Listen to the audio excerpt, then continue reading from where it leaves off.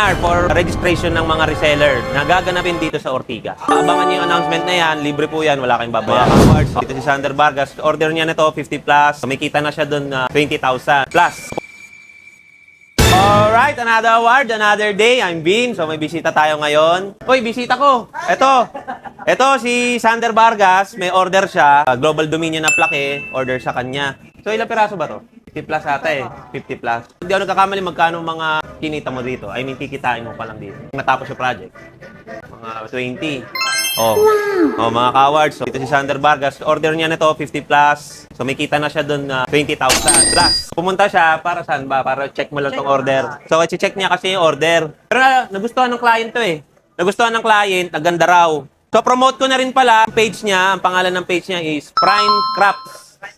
Awards and engraving. So, awards and engraving. So, yun ang page niya. So, follow and like and share. Comment yun na rin sa kanyang page sa mga may order ng ganitong plaque. So, ito yung ating official reseller, si Sander Vargas.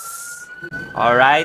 So, huwag niyo kalimutan, Prime Craft Awards and Engraving. Tama? Yes. Ayun. Mga boss. Message lang kayo kay Sander Vargas, mga ka-awards. Tsaka doon sa mga official reseller, may upcoming tayo.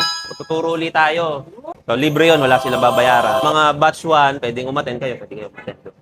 Announce ko mamaya, nung date na ba ngayon, January 12, announce natin yung ating free seminar for registration ng mga reseller na gaganapin dito sa Ortigas. Abangan nyo yung announcement na yan, libre po yan, wala kayong babayaran. Alright? So sa mga gusto, interested sa ganitong industriya, mag-message lang po sa Horse Gallery Philippines. Huwag nyo na rin kalimutan, follow, like, share, and comment sa Horse Gallery page.